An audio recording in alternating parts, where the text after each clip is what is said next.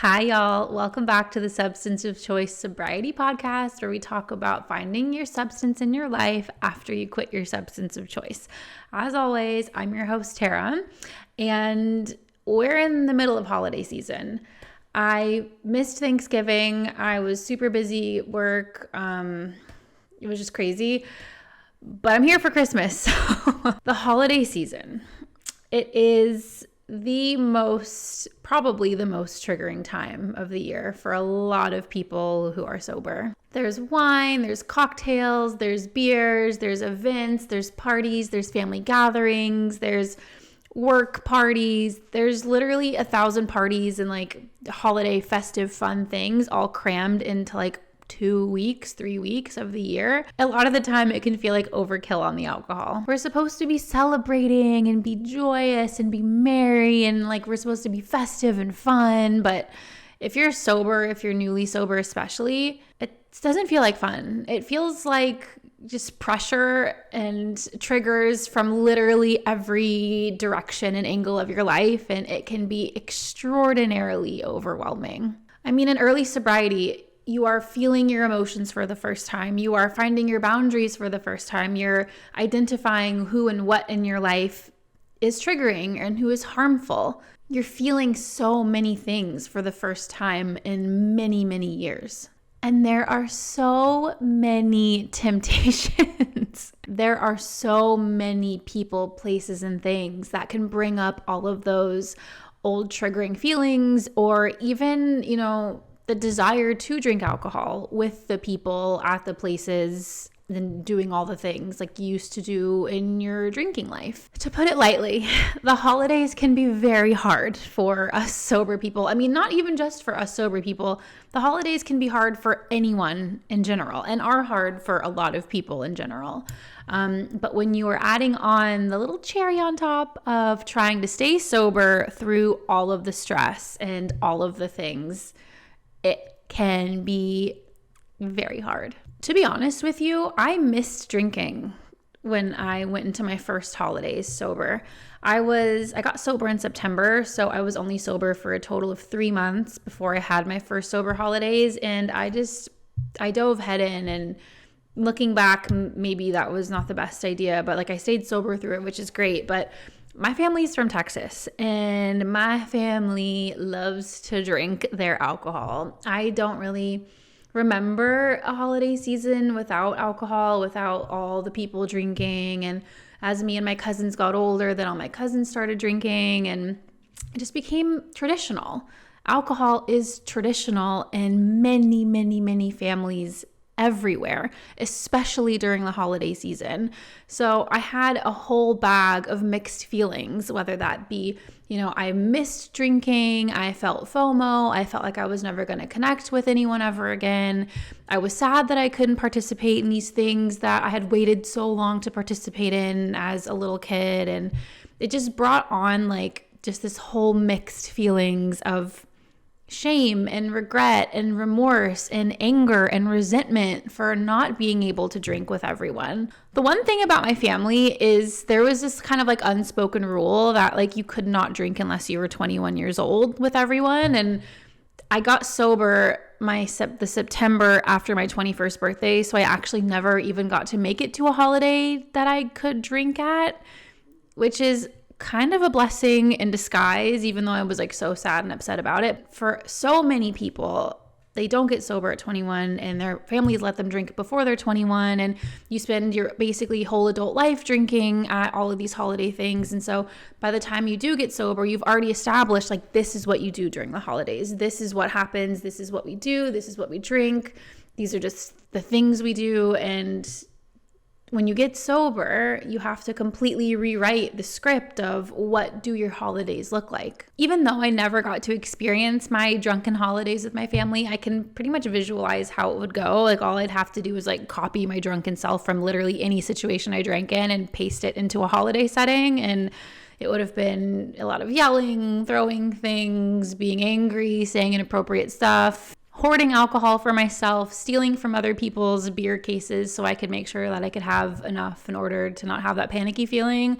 Like, it just wouldn't have gone well for me. And for many of you out there, your holidays have ranged from, sloppy drunks to the less extreme version of you're just like missing out on connections with people. You're just really focused on the drink in your hand and you're really focused on continuing to drink. And maybe you don't say things that you regret or do things that you regret, but you're missing out on a key element of the holiday season because you are focused on alcohol and not what is immediately around you. No matter what kind of drinker you are, I think the fact remains the same, is that drinking does not make the holidays more fun. Being in a place where there is family and trauma and drama and history and emotions and all of these things, and you're all kind of stuck together in this little bubble, that can be hard. It's really hard, especially in early sobriety. And I remember feeling a little sense of guilt almost for feeling that I was having a hard time with my sobriety during this holiday season because I felt like I was a failure. I felt like I wasn't doing something right. I felt like, my alcoholism was winning. I felt like a loser. I just had all of these negative emotions because I was missing the drinking experience, even though I knew factually like I couldn't do it anymore. But now, sitting here with a completely different perspective, I can see now that if I took a step back, I could have seen in the moment that it was hard because I was doing something new. I was doing something traditional in a completely brand new way. I was seeing everything with a brand new set of eyes. I was feeling everything with a completely brand new set of raw emotion. We're seeing friends and family in a new way from a new sober perspective. We are going to events. We're going to holiday parties. We are doing brand new things from a completely different point of view. And of course, that's going to be hard.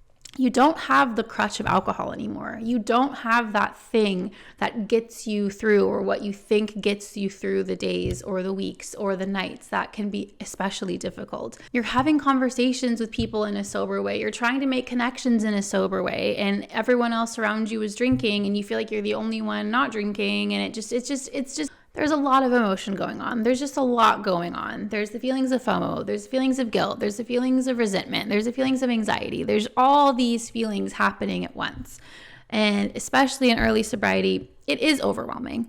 But again, now that I have a different perspective, I feel like, and I say this often, but this is such a beautiful time in sobriety. This is a time where you get to build something completely new. And it definitely is a mindset shift, because at first you're like, I'm missing out, all these things I'm not able to do, all these things that I'm not able to be a part of, all of these connections that I feel like I'm missing out on. Like, that's how I used to think of it. But now, well, of course, like with 10 years of a different perspective, I can see now that I got to build something new. I got to process things in a healthy way. I got to go into difficult situations and be my absolute best self. I got to be my best version of myself. I got to control the things I said. I got to control the things that I did. I got to control the things I wanted to do because alcohol wasn't in the driver's seat anymore. Sober holidays can seem really boring and really hard and honestly really horrible at some times, but wasn't that also your drinking life? Wasn't your drinking life hard and horrible and just not serving you in any way, shape, or form? Like, I think that's probably why you got sober, is because that alcohol, that drinking life was not it for you anymore. Like, just stop and think about what led you to sobriety in the first place. Was it your inability to stop drinking once you started? Was it your inability to control yourself? Was it the things you said and did? Was it, just the feeling of missing out on life? Was it just the feeling of alcohol is just taking over too big of a portion of your life? Like, no matter where you ranged, you quit alcohol for a reason. To be 100% honest, at first I was completely obsessed with the idea of like boozy holidays. I was obsessed with the idea of like fun little cocktails, cute little drinks, the lights, the laughter, the merriment, the joy, like all the things that you think of when you romanticize this drunken, buzzed alcohol holiday. I was obsessed with that. I was positive that that's what I wanted. And I was positive that that's what I could have one day. But as time passed and as the holidays passed and as I got to witness friends and family get drunk and make those mistakes and do all the things that I used to do. Maybe not on such a severe scale, but still the things that I used to do in some way, shape, or form, the more confident I felt in my sobriety. I knew that I had made the right choice for myself. Like, even if everyone else was drinking, I knew that I had made the right decision for me. I got to be present for the conversations. I got to make the connections that I had always thought alcohol would provide me, but they never did. I got to choose my own words and my own actions. And I got to wake up really early in the morning before everyone, make a really yummy cup of coffee with like a really delicious peppermint creamer, and go sit outside and go enjoy the sunrise while everyone else was nursing a hangover and throwing up and like just being sick because of alcohol. Like, I got to do so much more because I wasn't drinking. I got to make my own holiday instead of alcohol making the holiday for me. And what a beautiful, like, speaking of holiday season, like, what a beautiful gift that is, to make your own choices and to show up as 100% like you and your authentic self. I can't think of anything better. But, and you know, I know this from experience, it takes time to feel that way. You don't have one sober holiday and automatically become a pro, but it takes time to get there. And that's not a bad thing, and that's not a scary thing. It just takes time to be able to get to a place where you feel okay through the holiday season. Everybody has to go through the mourning process when it comes to alcohol and these like romanticized holidays or events. Like, that's just something you have to do. You have to mourn them. You have to mourn the version of yourself that you always thought that you would be. And honestly, sometimes a small part of your brain still thinks you can be. You have to mourn it. You have to put it to rest. You'll see a lot on social media nowadays about how beautiful the holidays can be and how amazing the holidays can be because, you know, people on social media just, they have a tendency to post like this curated version of like how their life is and, you know, what holidays look like. But holidays are hard for a lot of people. Honestly, y'all know I've been sober for many years now. I went home for the holidays and came home and cried for 2 days. Doesn't matter how long you have sobriety or have been in sobriety or have been practicing your sobriety, holidays are hard. Family is stressful. This season can be extraordinarily difficult no matter your sober status. But for me, in my situation, that's more on like managing stress, which is something like we'll get into in another episode. But in this episode, I really want to focus more on like the mourning of not being able to drink anymore. And to that, I want to speak to, you know, if you're feeling that way, you are completely valid in feeling that way. It does not mean you are weak. It does not mean you are in a bad place in your sobriety. It means you're a normal human being feeling normal human being emotions. It honestly just means you're doing something new. And new things can be really uncomfortable. But if you pull back a little bit, you can see that because you're uncomfortable, it means you're growing. Like, being uncomfortable can be a good thing. I've said this before, there's good uncomfortable and there's bad uncomfortable. But this good uncomfortable that you're feeling from doing something new, that's a good thing. If we decided to live in our comfort zone, we would still be drinking because that used to be our comfort zone. The fact that you're even feeling uncomfortable means you've made a change and that you are growing. And I just want to say, like, that is something to be so incredibly proud of. I want you to pause on that. Like, I really do. I want you to sit with that for a minute and just feel so proud. Recognize what you are doing and these steps you're taking. And even though sometimes you can feel like a failure for having these, you know, FOMO feelings over the holiday season, it's not a bad thing. That is something to be proud of. That means you are making a change that not a lot of people do. So pause on that, reflect on that. And I just want you to feel so proud of yourself if you are in that stage right now.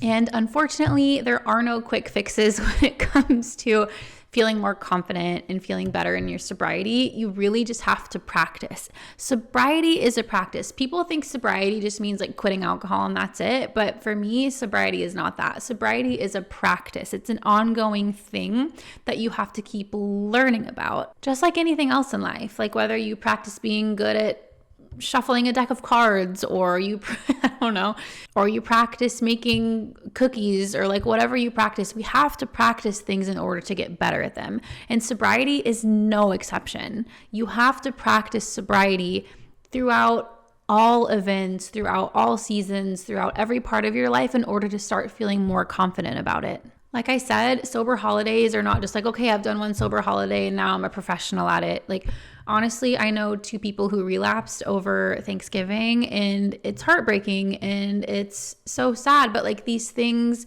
do happen. And I just want to make a really quick note. Relapse does not mean failure.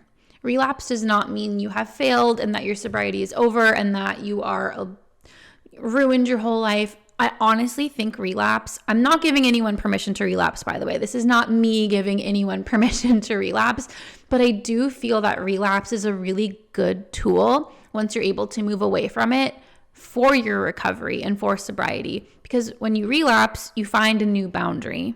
It's not like, oh, I've made a mistake. When you relapse, you're like, oh, okay, I found a boundary. That's something I can't do. These are people I can't be around. These are things that I'm not willing to be a part of for a while. You find a piece of yourself that you didn't know existed.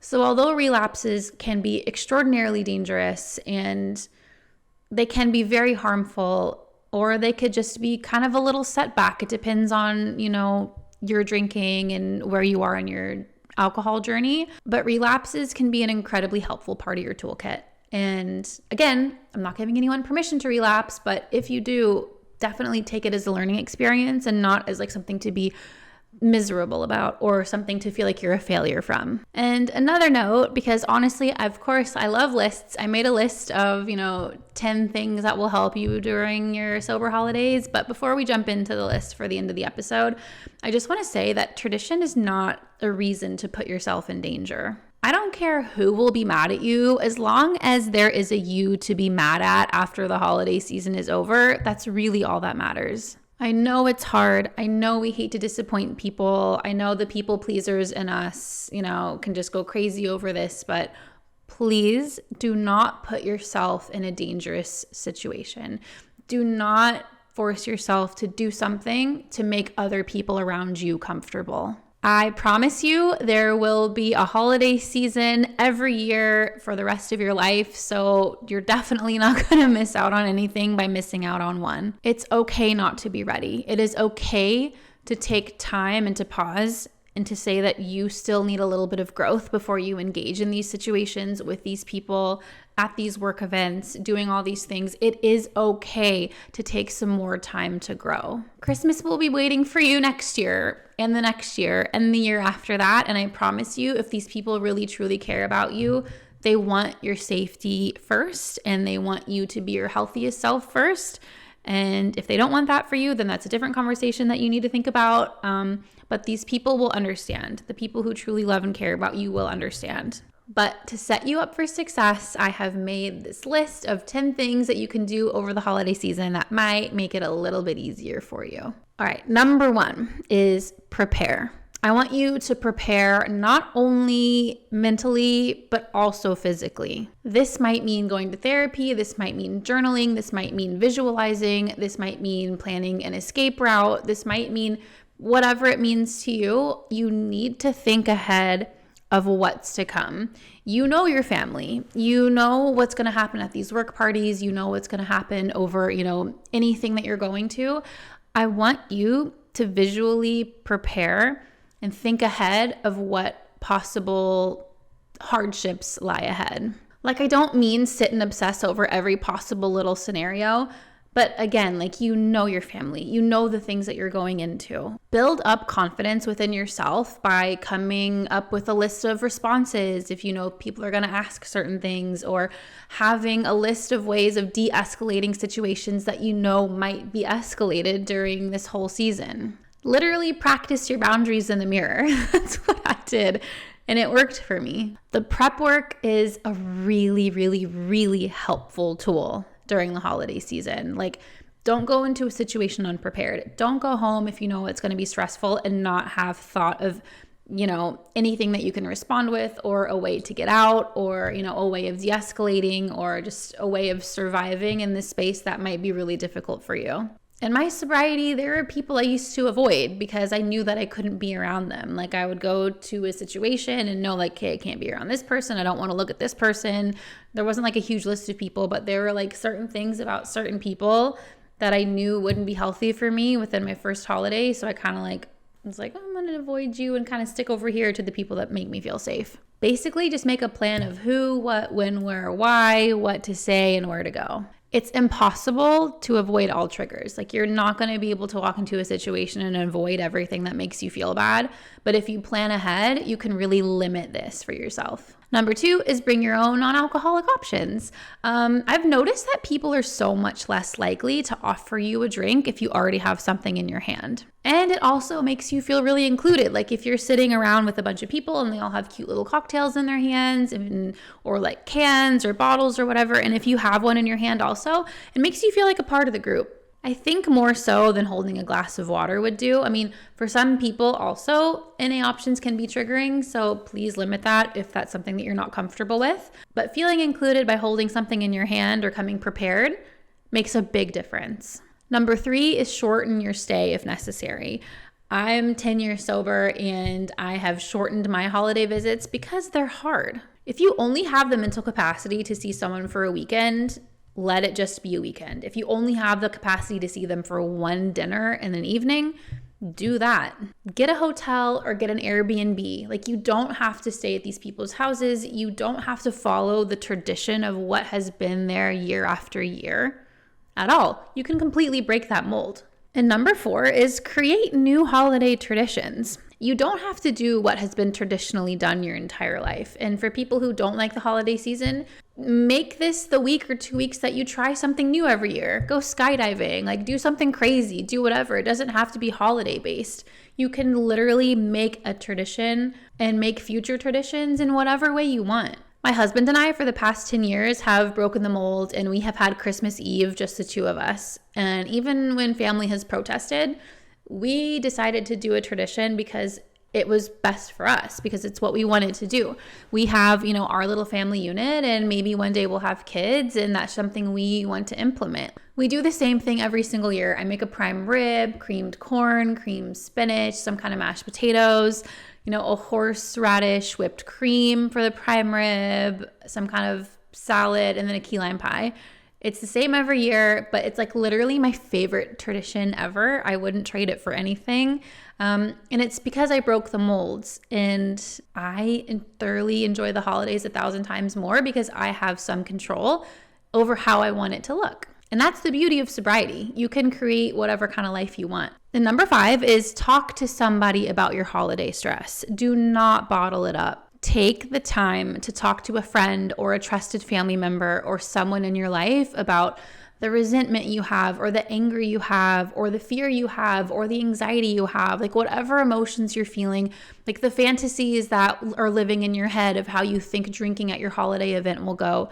Talk to someone about that. Anger and resentment are such strong emotions, and ones that for me were the biggest causes of relapse. So be really mindful of what you're feeling, and don't just shove it under the rug because it makes it easier for other people to digest or to be around you. You need to put your emotions first. Be honest and thorough about your feelings of stress, dread, resentment, and anxiety. Don't leave any emotion unturned. And number 6, which probably is my favorite one of all time, let this be your new mantra. Your abstinence from alcohol did not prove to you or teach you how to control your drinking. No matter your length of time away from alcohol, your time away from alcohol did not cure your drinking self. That was not a phase. So many of us can convince ourselves that that was a phase, but I assure you it was not a phase, because if it were a phase, you would have been able to move out of the phase. And just because you're sober doesn't mean you've moved out of that phase. It means you have cut the toxic substance out of your life, and your life is so much better for it. Your drinking self is you. It's literally you right there, sitting there listening to this podcast. It's just you don't have alcohol in your system. Like that person, that drinking self is still able to exist. It's still able to come out if you feed it alcohol.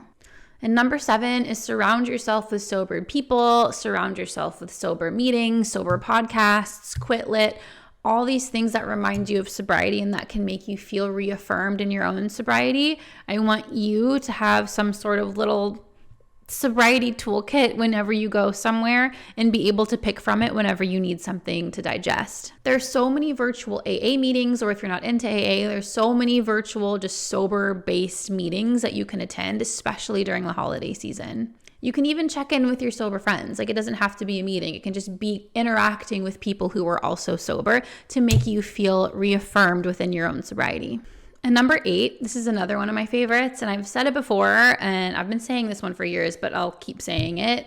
Make a list of like the top 5 or 10 things that you've done while drinking that you deeply regret and that you're really remorseful for. And if you've already made that list, make a holiday exclusive list. Like, what in your holiday seasons past have you missed out on? What have you done? What have you said? What have you contributed to in a negative way because of your alcohol usage? What memories were taken away from you because you were drinking alcohol instead? And keep this list with you, because whenever you start to feel like it's a phase and that you can do it and that you're so stressed that you definitely need a drink, read this list and realize it's not a phase. You will do these things again, and you've tried to drink to control your stress in the past and it's never worked. Write it, read it, and absorb it, because I promise you, and you know this in the back of your head without me telling you, that drinking will not fix anything that you're feeling. Nothing will come from a drink except more regret and more shame. And since we're on the topic, number 9, make a gratitude list. And, you see this all over social media, but like, really make a gratitude list. Make a list of things that you are thankful for because you are not drinking alcohol over the holiday season anymore. Like, what will sobriety bring you this season? Like, what are things that you could potentially look towards being grateful for? Not maybe a list of things that you are grateful for, maybe a list of things that you can be grateful for and that you are looking forward to in your first or second or your millionth sober holiday. Like, what are you looking forward to? What can we look forward to be grateful about? Will sobriety bring you clarity and a new sense of strength? Will sobriety give you time and connection with the people that you love? Will it give you an opportunity to impress your boss because everyone around you is like slurry and stumbly and you're sharp-minded and you're able to hold a conversation and, connect one-on-one in a way that you weren't before? What experiences this year will you be able to be present for that you weren't able to be in years prior because you were drinking? I know there's a lot to be upset about and worried about over the holiday season, but there's also so much to be grateful for, not even in an outward way, but also internally. I'm like, specifically this year, I am so grateful for my sobriety, and not because of my actions or my words, but because I feel like I'm growing. Even 10 years later, I'm still growing so much as a person. I'm still learning how to manage stress and to manage different things in my life in such a profound way that alcohol would have ruined for me in the past. So what are you grateful for? What are you looking forward to about being sober this holiday season? Write that all down. And number 10, maybe some of you are a little similar to me. I feel like those with addictive personalities, and I'm an addictive personality person through and through, but those with addictive personalities and alcoholism, some of you guys might have had some trouble with money in the past. It's definitely me. It took me a long time to learn how to spend money properly and to not just do it for the high. And to be completely honest, sometimes I still mess up. But during the holiday season, be very wary. Do not overspend. Do not go into debt. Do not spend more than you have to because it makes you feel good to give to others. Because if you give to others and you don't have anything left over for yourself, you are just going to be left with feelings of shame and regret and remorse and like all of these negative things, which could lead to relapse and could lead to like a very negative spiral downwards. So just be very mindful of gifting over the holiday season. I know it feels good. I know it feels good to spend money, but it doesn't feel good not to have any money after, or spend money that you were supposed to allocate towards something to something that you weren't supposed to allocate it towards.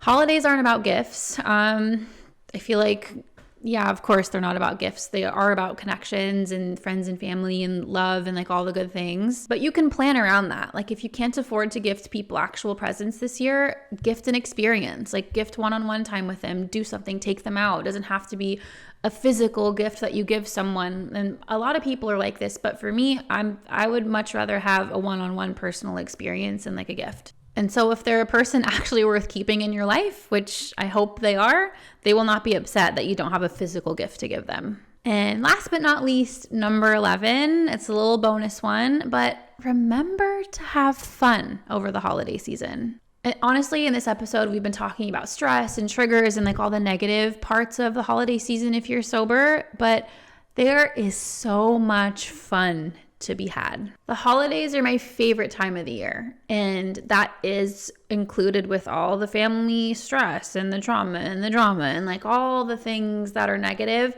The holiday season is still my favorite time of year because it is something that I have created for myself. I've learned over the years, and remember, I have learned, and it's something that you will learn. It'll be something that you will continue to practice. You will have peace over the holiday season. It might not be the first or the second one, but I promise you, every consecutive year, it will get easier because you will, like me, learn how to balance the unpleasant with the pleasant. At first, it felt like the holiday season was something that I had to do. But now it's something that I get to do. It's something I get to do with my husband. It's something that I get to do in a way that I want to do it.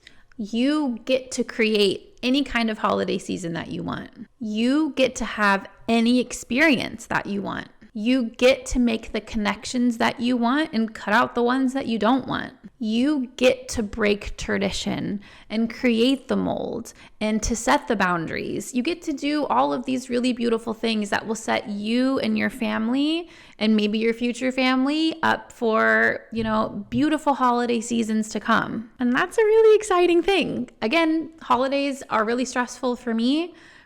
I just said I came home crying for 2 days because of the time I spent at home over the holidays, but they are still my favorite time of the year because I have created boundaries and I have shaped my life in such a way that was that. But, the holiday that I will have moving forward, like I spent my time, I did the things that I needed to do, but moving forward for the rest of the holiday season, I get to do exactly what I want to do. And I've made a boundary. I've limited myself. I've limited my time. I've limited my resources, because I know I can only give so much during this time. And I have peace moving forward because I have practiced these things. I have practiced and practiced and practiced. And that is what you are going to have to do as well. It takes time to learn these things, and it also takes time to unlearn the unhealthy things that you are trying to bring with you from your past. You are not a failure if you are having a hard holiday season. Like I said earlier, you're growing, and it might take a few seasons for this to feel easy, but honestly, I don't really think that's the point. I don't think moving into the holiday seasons and learning and preparing, I don't think that's about making life easy, because life is never easy all the time. There's always going to be hard parts and stressful parts about any situation that you're in. I think the main point of what I'm trying to get at is really putting into practice building up your sober self in such a beautiful and concrete way that even when things do get very stressful and very hard and very triggering, it'll feel easier than it used to because we've learned how to manage all of the bad and the stress. There will always be hard times and stress, but by putting these things into practice little by little, by practicing your mindset shifting and by practicing putting in place your boundaries, that will set you up for success and for successful holiday seasons for many years to come. So that's it for me today. Thank you guys so much for listening. I really do hope you have a really beautiful holiday season. And if you don't recognize that, I hope you just have a great December. No matter what you practice, no matter, what you're doing, I'm here for you, and you've got this. You have definitely got it within you. I promise you, if you have the capacity within you to drink for as long as you did and to do all those hard things, you definitely have it within you to be sober during the holiday season. You can always leave me an Instagram DM to ask any questions, or if you want anything talked about specifically for the holiday season, I'm more than happy to answer your question and maybe do a podcast episode over it. So let me know if you need anything. I'm always here. I'm at Hello, I am Tara. But in the meantime, I hope you have a really beautiful holiday season or a very beautiful December. Stay warm, stay happy, stay healthy, and I love you lots. Bye.